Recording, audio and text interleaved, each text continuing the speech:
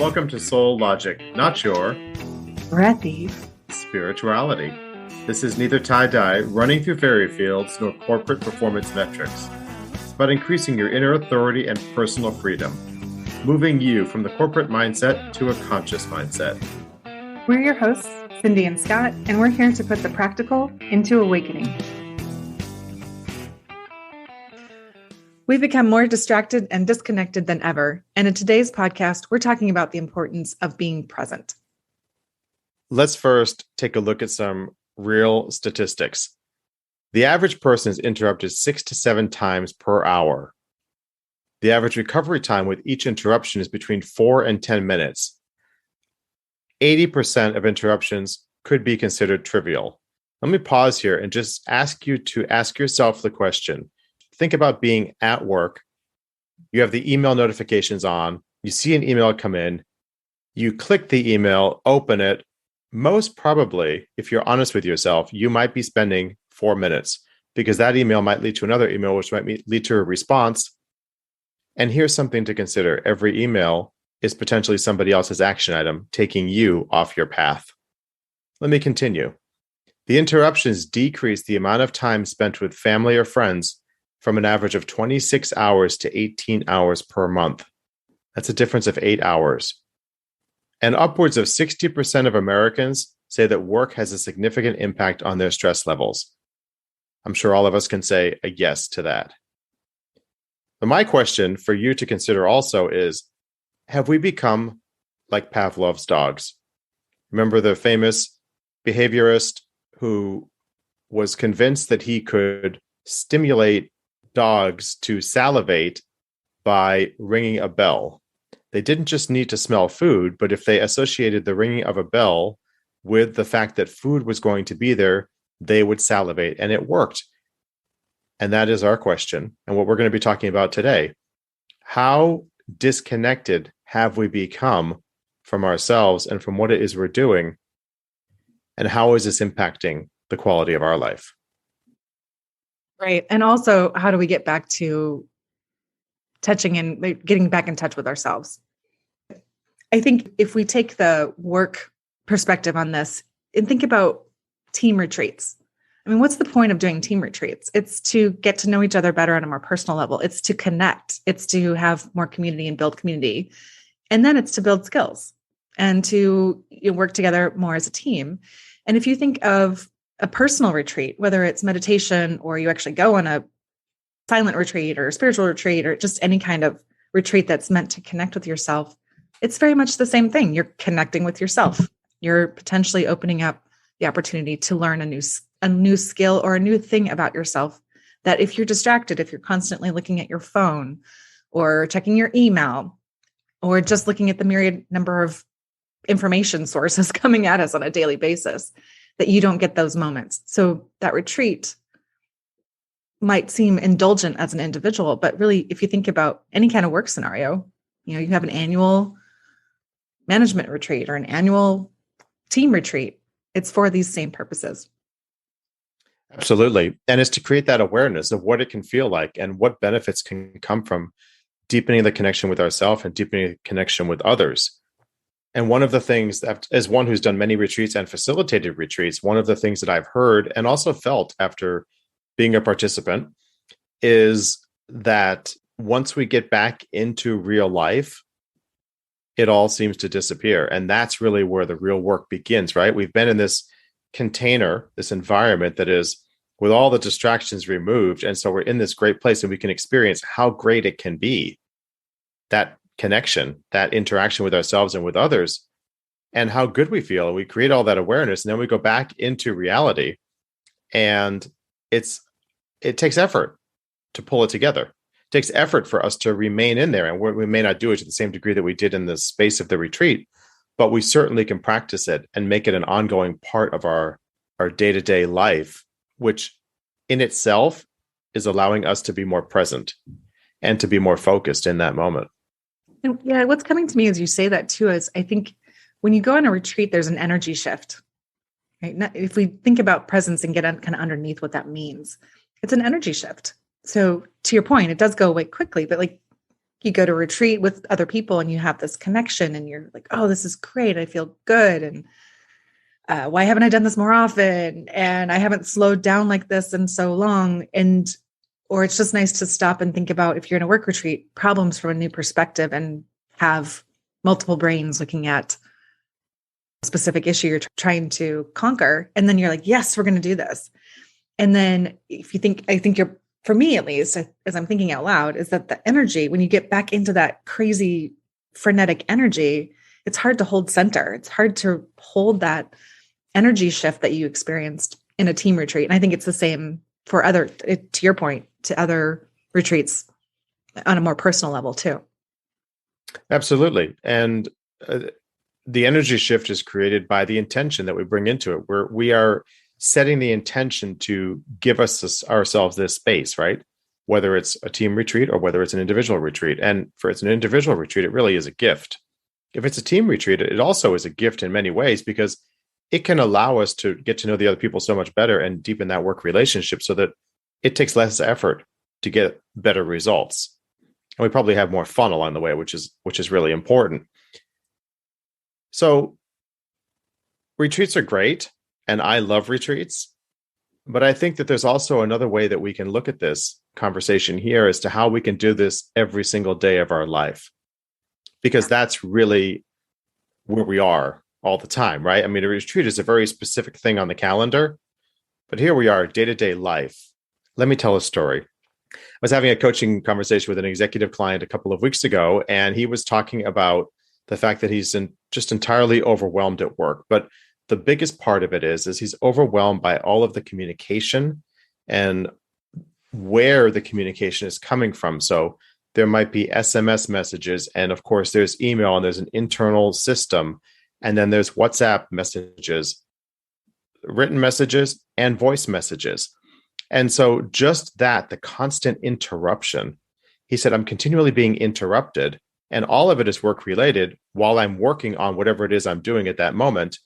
But then to try to find where it was that the message came from so that I can action it or access it and refer back to it is a challenge. I said, do you remember 10 years ago when all you had was your non-smartphone? He said, it was amazing. All I knew was that I would get email and maybe an SMS message or a phone call. And that was it.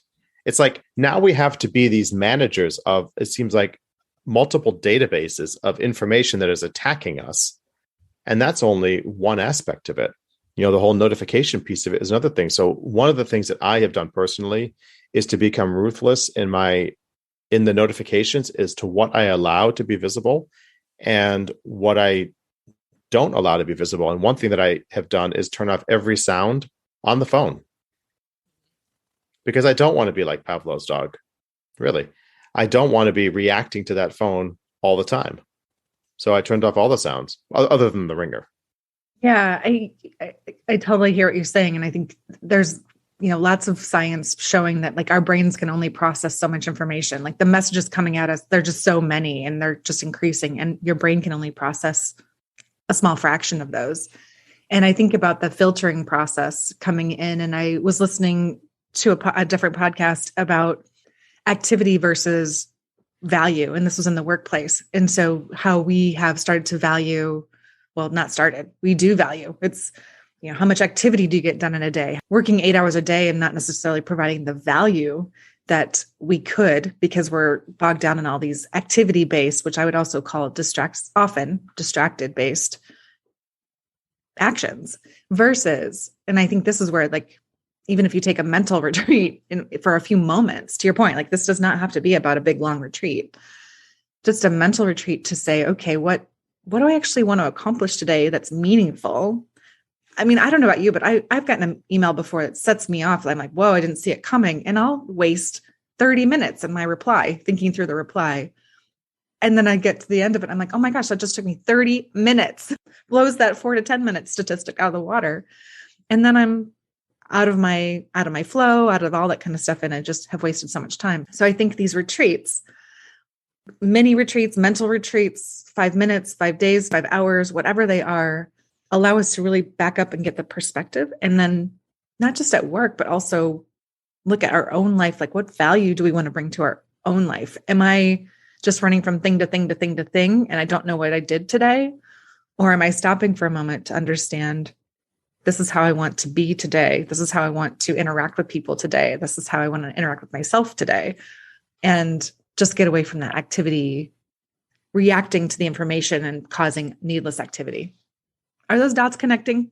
They're connecting for me in my head, but I'm not sure they're connecting out. Well, I'm glad they're connecting for you, Cindy. They are connecting for me. And I want to share something that has connected with me through what you've just said.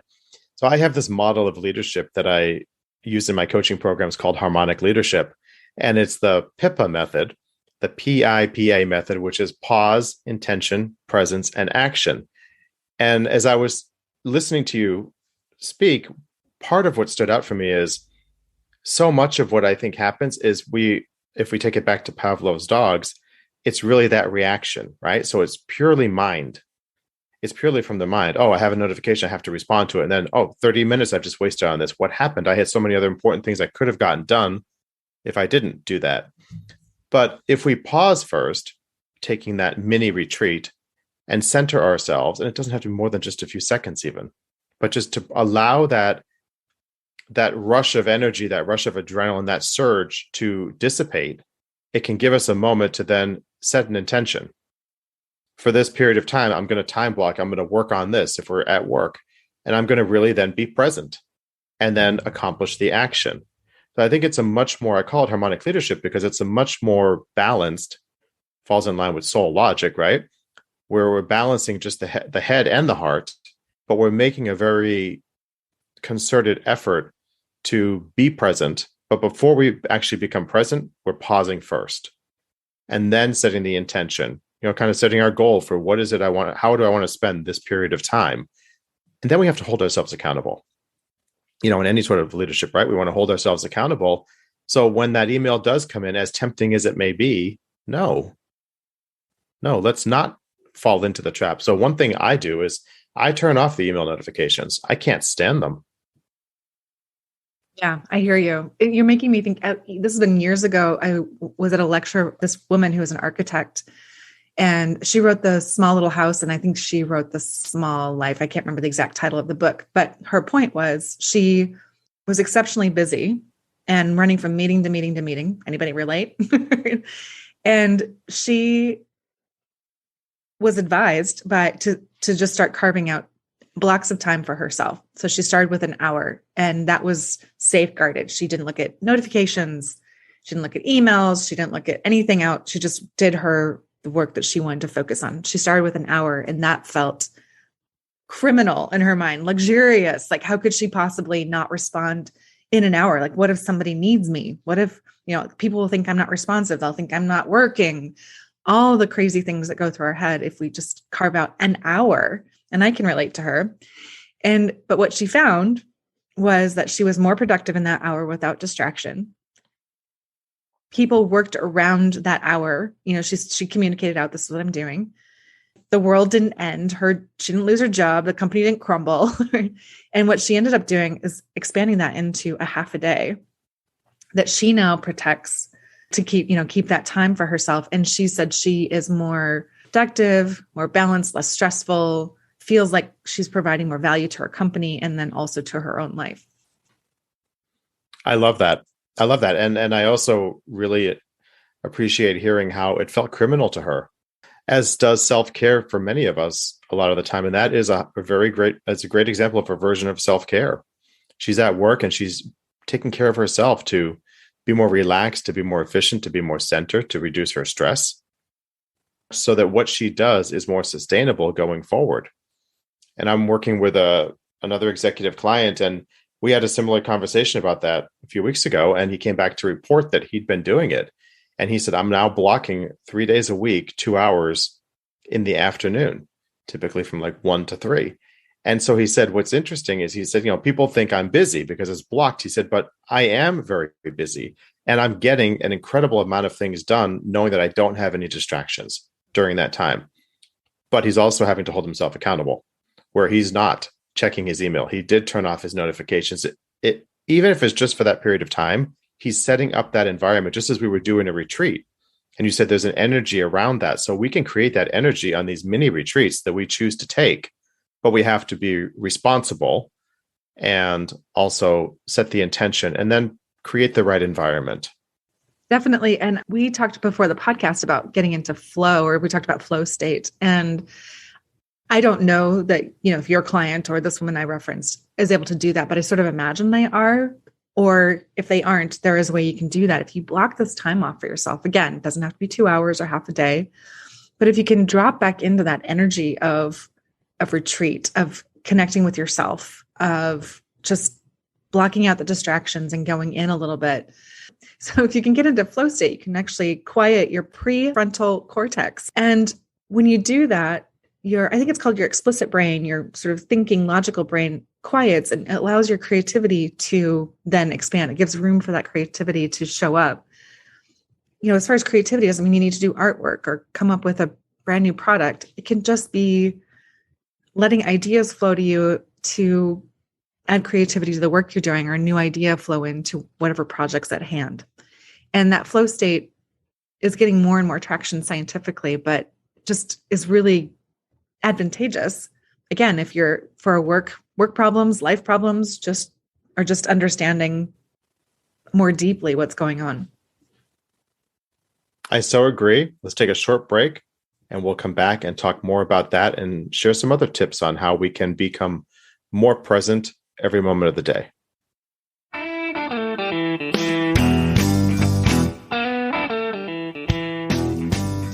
You're listening to Soul Logic, shifting you from a corporate mindset into a conscious mindset.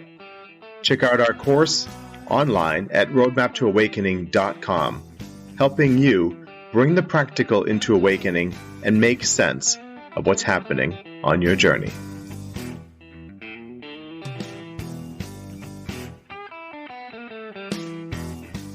Welcome back. I jumped the gun and starting to solve the, how did you do this? How do you tie in the head and the heart into this? This flow state that you speak about, Cindy, is exactly what I talk about in harmonic leadership, is creating that inner harmony. And when we are in that state, it is so much easier to access both the intelligence of our head and the intelligence of our heart or our soul, right? Our entire body's intelligence, as we've talked about in the embodiment podcast, which when we're able to do that and we've created the right environment for it, and again, it doesn't take a long time to do this. It's really more about the intention and then just creating that environment. Once we're able to do that, we are more relaxed. We're more calm. I could look at the calendar and say, okay, this is my hour and here's what I can do in this hour. We can have a plan. But I think what then happens is we get into that zone. And when we're in that zone, it is the entire opposite of what people would call multitasking. And it has been proven over and over how inefficient multitasking is. And it's still shocking to me how many companies and how many job descriptions will say that they want somebody that can multitask. They really don't. They want someone that can prioritize and get into that flow state on a much more frequent basis so they can get the job done with less effort, be more efficient, and get better results. That's really what they want, but they're not describing it that way. That's my take on it. What's your take? Well, I feel like that's a whole nother podcast topic where we could talk about prioritization versus multitasking. Exactly. Yeah. I mean, I am 100% in agreement with you.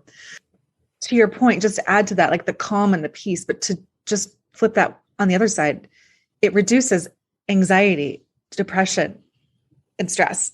I mean, if you think about just giving yourself a moment to collect your thoughts, even if it's just a moment, and then go back into what you want to accomplish and you get it done, reduces your anxiety. I think all these messages coming at us, at least for me, I mean, I have trouble with this too, but when you're in reacting mode and you get to the end of the day and you're thinking, I didn't get not one thing on my to-do list got accomplished today. It's anxiety producing. And then I feel not good about myself because I didn't get anything done today. So it's kind of the spiral that you can go into. So I notice when I can have these moments, when I can pull myself back, get back into my own energy, stop reacting and being mindful of what I'm doing, I'm more productive. I may not get through my entire to-do list that day, but I've at least accomplished some of those things. And I'm, reducing my stress versus adding to it. It also becomes a motivator to doing more of it. because you've started to see yourself accomplish what it is you want to accomplish on your to-do list. And instead of being frenetically busy and then look back and say, what did I do today? I'm exhausted. I was busy, but I got nothing done that I really needed to get done. Taking, again, any kind of retreat, a minute, whatever. It's a chance for you to regulate even your emotions as well as the activity. So you get calm, you reduce your anxiety and your stress. It's, oh my gosh, I only have an hour to get this done. And when you can just take a deep breath, even just a second to be like, okay, like I got time to do this. I'm going to push these distractions to the side and I'm going to focus. I've got this. You're able to self-regulate those emotions that sort of start to run you if you're not present. Yeah. And that's part of that pause that I talk about, right? Let's pause. It's okay. There is power in the pause. And it is a great opportunity for us to slow things down just enough to then decide what's the next action we're going to take. Yeah. I love the Pipa. Do you want to repeat that for everybody? I love your acronyms. It's harmonic leadership, and it's really establishing that inner harmony between the head and the heart. And it's 4 steps: pause, intention, presence, and action. Pipa.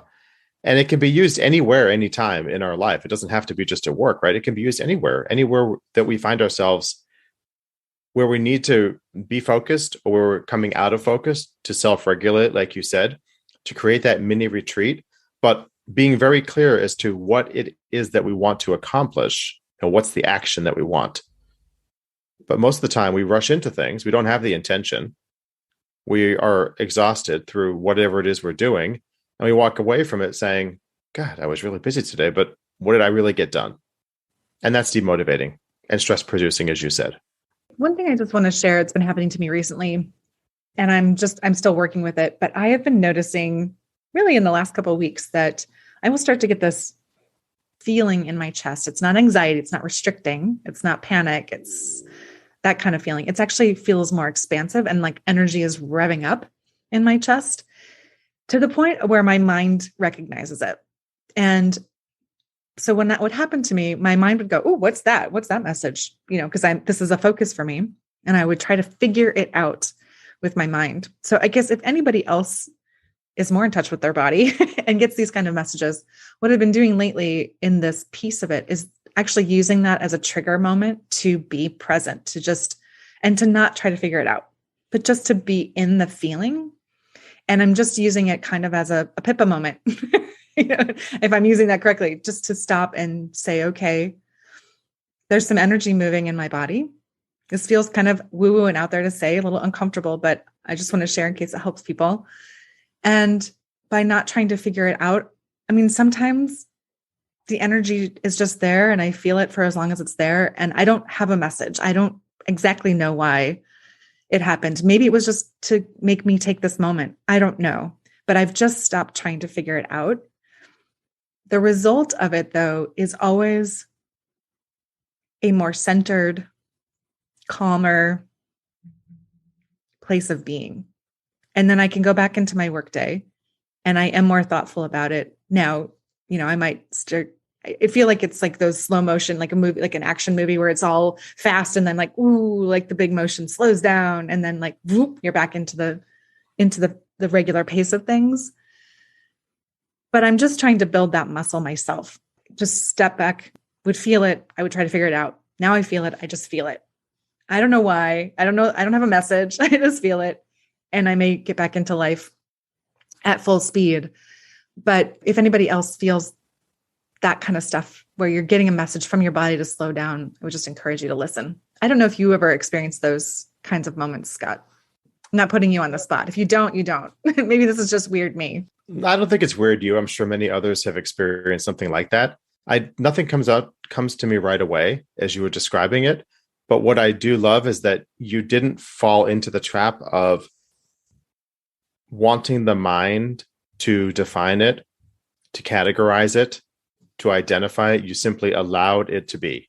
You allowed the state to be as it was, which then allowed you to feel more centered. And I think that's the important takeaway for me, at least, is that you didn't do what many of us probably would do is, oh my God, something's wrong with me. What's happening right now? Do I have to take a pill? Do I have to do something like what's going on with me? No, let me just be with this.